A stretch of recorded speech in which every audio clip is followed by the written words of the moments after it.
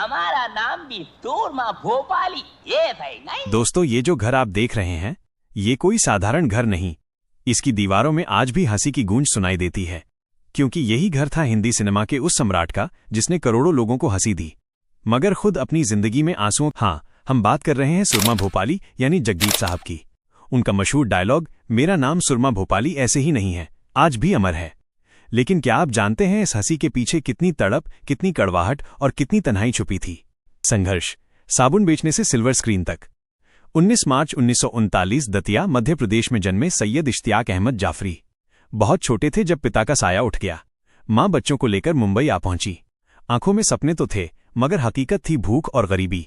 मुंबई ने उनका स्वागत फूलों से नहीं किया, बल्कि मुश्किलों की मार से किया। 2 वक्त की रोटी जुटाना भारी था।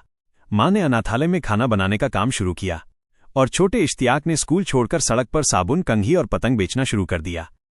सोचिए दोस्तों, वही बच्चा जिसने बचपन में पुकारा था, भैया पतंग ले लो, साबुन ले लो, एक दिन उसी ने पूरे देश को हंसी बेची। कहते हैं किस्मत देर से आती है, पर आती जरूर है।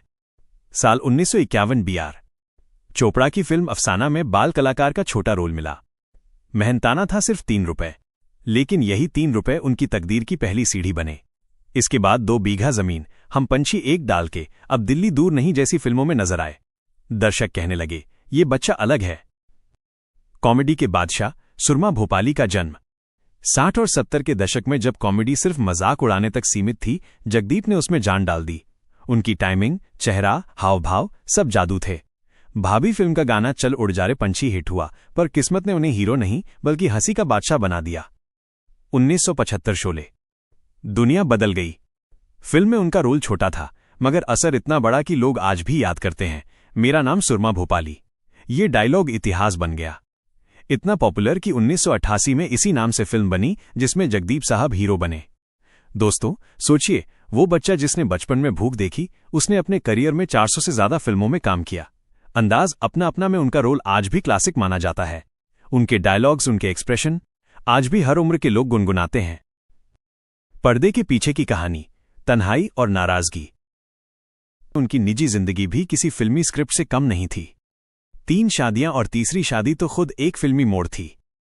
एक लड़की घर आई थी उनके बेटे नावेद से रिश्ता देखने, लेकिन किस्मत को कुछ और मंजूर था। वो लड़की बेटे की नहीं, पिता की दुल्हन बन गई। जावेद जाफरी, उनके बड़े बेटे, बेहद नाराज हुए। मीडिया में खबरें आईं कि पिता पुत्र के रिश्तों में दरार पड़ गई। कई बार दोनों एक ही मंच पर मौजूद रहे, लेकिन बात तक नहीं की। सोचिए दोस्तों, जो इंसान दुनिया को हंसी देता रहा, उसके अपने घर की दीवारों में खामोशी और नाराजगी पसरी रही। अमर विरासत। 8 जुलाई 2020, 81 साल की उम्र में जगदीप साहब इस दुनिया को अलविदा कह गए। लेकिन आज भी जब शोले या अंदाज अपना अपना का उनका सीन देखते हैं, चेहरों पर मुस्कान आ जाती है। उनकी हंसी, उनके डायलॉग, उनका संघर्ष हमेशा के लिए अमर हो चुका है। जगदीप साहब की जिंदगी हमें यही सिखाती है, चाहे हालात कितने भी कठिन हों, अगर हौसला है तो इंसान अपनी किस्मत खुद लिख सकता है। उन्होंने गरीबी को देखा, तन्हाई को जिया, मगर दुनिया को हंसी देकर अमर हो गए। दोस्तों, आपको जगदीप साहब का कौन सा डायलॉग सबसे ज्यादा पसंद है? हमें कमेंट में जरूर बताइए। और अगर उनकी ये अनकही कहानी आपको अच्छी लगी हो तो वीडियो को लाइक और शेयर कीजिए और चैनल को सब्सक्राइब करना मत भूलिए।